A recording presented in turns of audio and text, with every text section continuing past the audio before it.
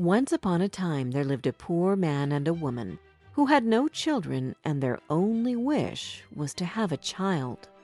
One evening, as they were sitting on the porch, they saw a falling star, and the woman said, Let's wish for a baby, no matter how small it would be. 7 months had passed, and their wish came true. A child no longer than a thumb was born. Because he was so little, they called him Tom Thumb and loved him with all their hearts. The boy became wise and nimble, but he never grew in size, so their parents were very careful that nothing would happen to him. One day the boy said to his father, I am old enough to help with chores like all the other children do. Please, Father, let me lead the horse to where you are working. I may not be big enough to lead it by the reins, but I can sit in the horse's ear and give it directions. His father agreed because he knew that his son was a clever boy and that he would manage to do the job. Tom Thumb sat in the horse's ear and kindly directed the horse, but as they were going through the woods, they met 2 strangers. The men wondered where the directions came from and went around the horse several times before they noticed the little boy sitting comfortably in the horse's ear. "Good Lord!" the strangers exclaimed, for they had never seen such a little boy before. "Where are your parents?" they asked the boy, and Tom Thumb pointed at his father, who was walking behind. "Good day. We have great news for you, mister. We will give you as much money as you want if you will agree to sell us your boy. He will travel with us on exhibitions, and we will make a fortune out of him, for never has anyone seen such a small boy." "My boy is not some jester, and he is not for sale," replied the man angrily. But Tom Thumb jumped on his father's shoulder and whispered in his ear, Listen, Father, you are getting older, and you won't always be able to work as hard as you do now. But if you let me go with these 2 men and take the money which they offer you, you and Mother will finally live a good life. I promise that I will return soon. The man would always listen to what his boy had to say, as he was a wise boy, and decided to let him go. Tom Thumb sat on the rim of one of the men's hats, and they left. When the men stopped for a while to have lunch, Tom Thumb slipped out of the hat and slipped into a mouse hole.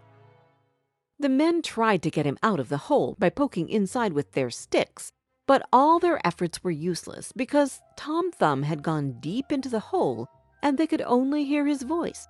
Go on your way without me, gentlemen. As it was getting dark, the men had no choice but to continue without the boy. When he made sure that the men were gone, he crept out of the hole and started looking for a place to spend the night. As he was walking, Tom Thumb bumped into an empty snail shell and quickly went inside. He got ready to sleep when suddenly he heard voices. "How are we going to rob the pastor's house exactly?"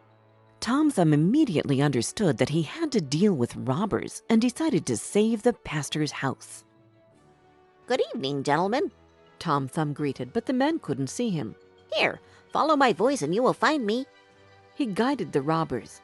I can help you with the robbery because I am so little and I can go wherever I want. At first, the men didn't believe their eyes, but the boy paid no attention to their state of shock.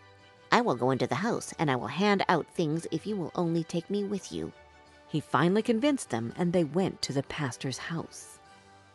The minute he found himself inside the house, Tom Thumb started making a whole lot of noises. "Keep it quiet!" The robbers hushed at him, but he pretended not to understand them. What do you want? Do you want everything? He yelled, thus making the robbery so obvious that he woke up one of the maids.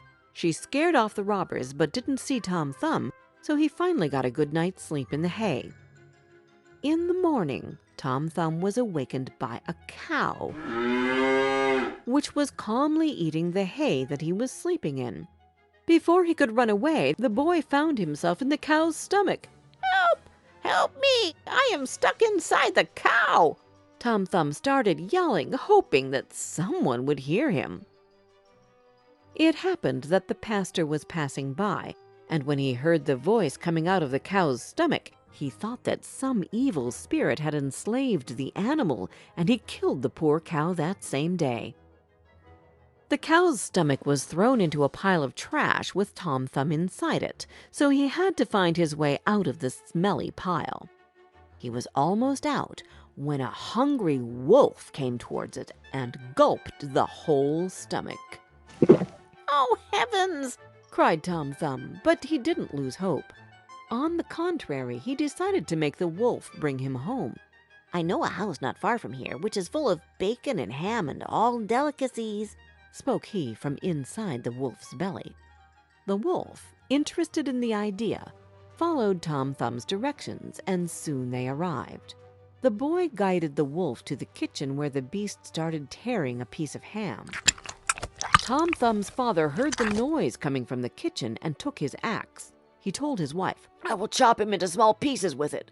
But right before he did that, the man heard a voice from inside the wolf. Father, I am in the wolf's stomach, so be careful not to kill me. His father killed the wolf and then cut him open to get Tom Thumb out of it. "My dearest boy, I promise never to sell you again, not for all the riches in the world." They gave him food, drink, and new clothes, and lived happily ever after together.